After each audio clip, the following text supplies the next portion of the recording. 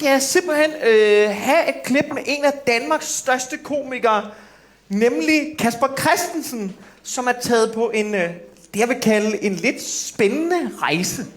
Jeg er ikke længere flov over at ikke vide nok. I'm no longer embarrassed by not knowing enough. Jeg er aldrig flov over at sige, at jeg tror på Jesus. I'm never embarrassed to say I believe in Christ. Jeg tror, det er mit kald at sige, at jeg tror på Jesus. I think it's my calling to say I believe in Jesus. Jeg tror, det er grunden til, at jeg har lavet alt, hvad jeg har lavet, er for at sige, at jeg tror på Jesus. I think it's the reason for what I've done is because to say I believe in Jesus. Hvorfor skulle jeg ellers have lavet alt det lort? Why did I have to do all that shit? Der må være en mening med det hele. There has to be a purpose with everything. Og der er det. Der er en mening.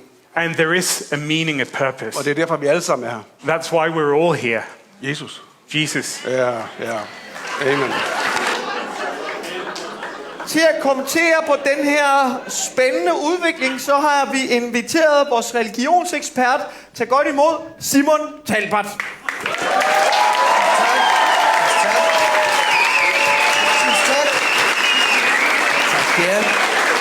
Tak. Tusind tak for invitationen. Ja, jeg er jo vokset op i Jehovas Vidner, så jeg er jo autodidakt sektekspert. Og jeg vil jo gerne starte med at svare på spørgsmålet, som er på alles læber. Hvad fuck? Det føles bare som et langt setup. Jeg tænkte bare, hvornår bryder han karakter? Det sker aldrig. Han mener det. Han mener, jeg havde bare ventet på, at han begyndte at fuck med oversætteren. Det var sådan, jeg er ikke længere flov over ikke at vide nok. And I'm no longer embarrassed to say, I don't know enough. For nu ved jeg, at Jesus kan lave en flødebolle om til 5 flade flødeboller på et fladt flødebollefad. And I now know that Jesus can turn one flødebolle from to fly flødebolles on a flat to the flødebolle fat.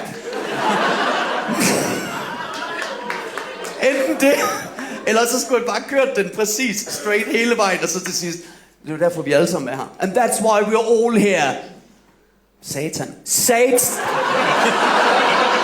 Jeg vil lige starte med at sige, inden jeg går i gang med at bryde ned, hvad fuck, så, og hvad der sker her, så skrev jeg alt det her i går. Og er I okay? Kan vi høre?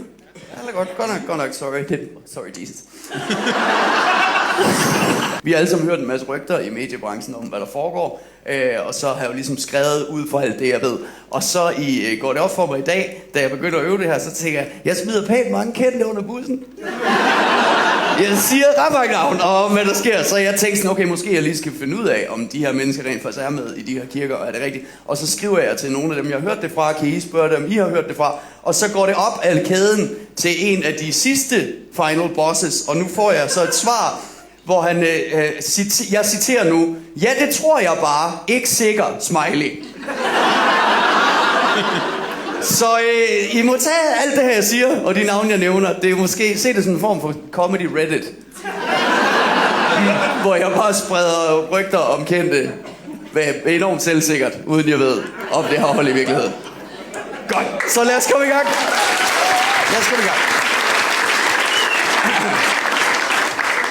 Hvad fuck? Det her...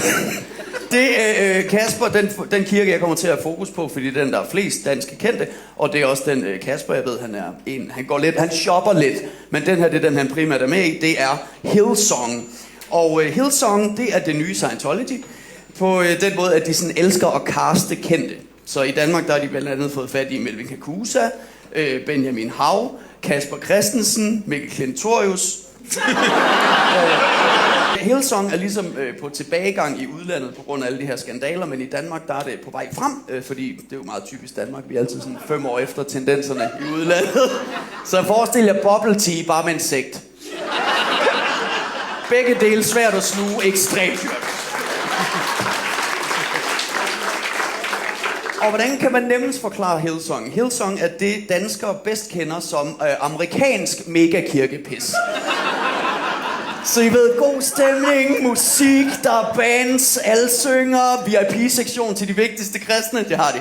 Så, ja, som Jesus sagde i Matthæus evangeliet kapitel 11, vers 28. Kom til mig, alle I, som slider jer trætte og er tynget ned af byrder, og jeg vil give jer hvile, men tag ståpladserne, fordi der er sådan nogle rimelig kendte mennesker.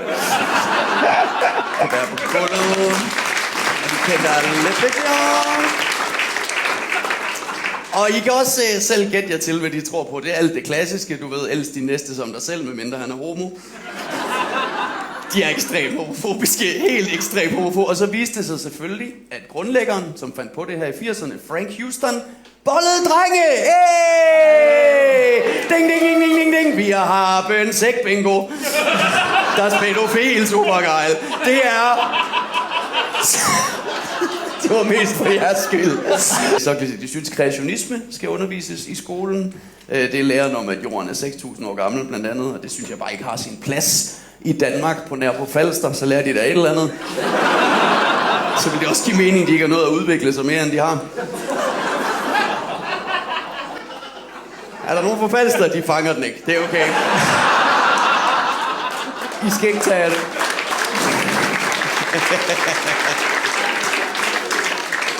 Men det helt store skam ved det her, som mange af de her moderne kirker har, det er, at de bruger prosperity gospel.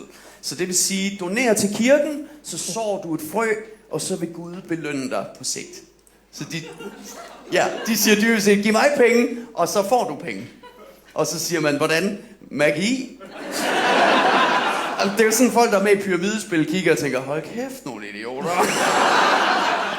Jeg tror, Jesus han sagde noget om, at det var nemmere for en kamel at komme igennem et nåløje, end det er for en rig mand at komme i himlen. Og der tror jeg, mange af Hillsongs toppræster er sådan lidt, jeg tror godt, jeg kunne få en kamel igennem et nåløje. Ja, hvem er de her? De er imod abort, fritænkning, de er blevet kaldt toxic Christianity. Så hvorfor er det her så populært? Det er fordi Hillsong er lykkedes med at formidle 2.000 år gamle værdier med moderne retorik. Fordi, og det er ret sjældent, når religioner forsøger at være cool, så ser det typisk sådan her ud. God is doing a new thing. You know he's doing it.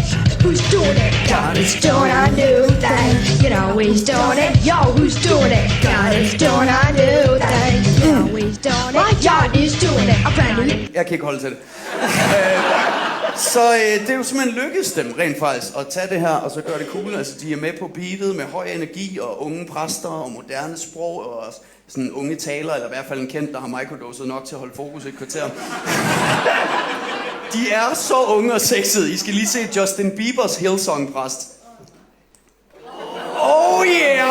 Bare overkrop. Du ved, shortsene lige helt nede ved pækroden. Er du... Og så viser det sig selvfølgelig, at han var stofmisbruger utro. Den pæne mand, kunne han finde på at være utro? Prøv at se det der muskelvæg ned mod hans penis. Det er de der folk ude i lufthavnen. Penis denne vej! Han kan oprigtigt tage dig tættere på himlen.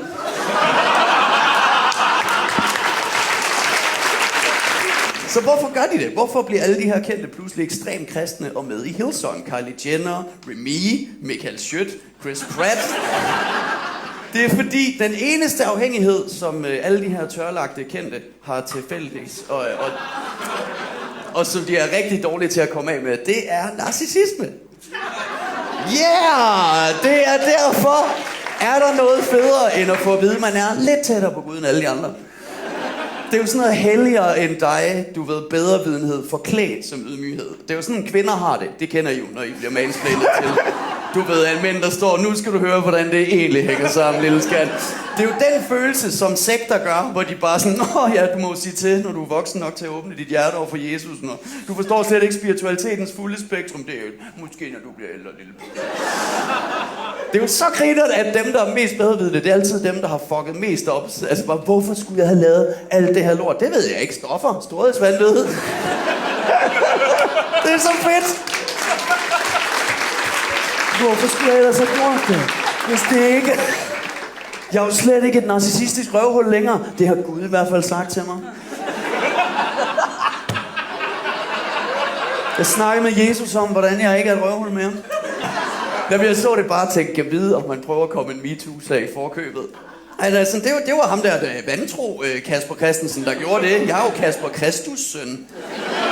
Ret glad for at være blevet inviteret til at fortælle det, fordi jeg synes også, man er nødt til at advare folk, ikke? Fordi Hillsong og alle de her moderne ung retorik, celebrity, prosperity teachings kirker, det er jo sådan en blanding af coaching og religion, og det er bare begyndt, det er blevet sindssygt populært. Det er blevet kæmpe populært, og jeg kan godt forstå det, at man kan føle sig fristet, hvis man er ensom, og hvis I gerne vil føle jer sådan instantly vigtige. Bare gå ned i jeres lokale sekt, I får venner. Sådan der.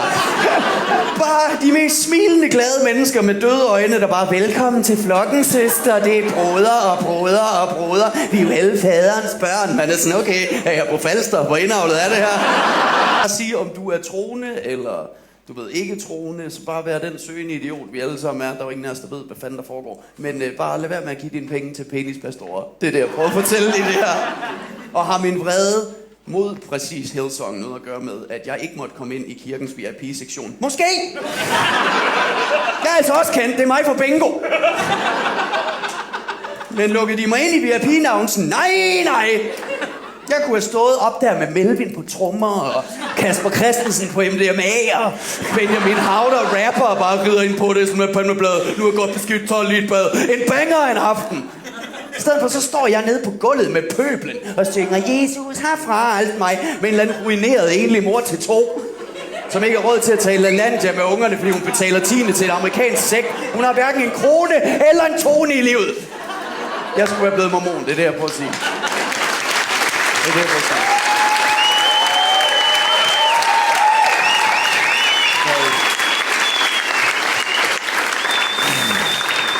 Preach!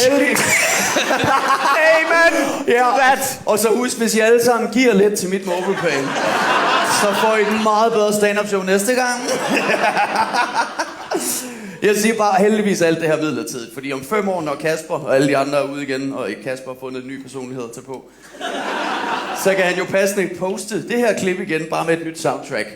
Hvorfor skulle jeg ellers have lavet alt det lort? Why did I have to do all that shit? Der må være en mening med det hele. There has to be a purpose with everything. Og der er en mening. And there is a meaning and purpose. Og det er derfor, vi alle sammen er her. That's why we're all here. Jesus. Jesus. Amen. Fuck Hillsong! Det var det, jeg havde! Simon Talbot, mine damer og herrer!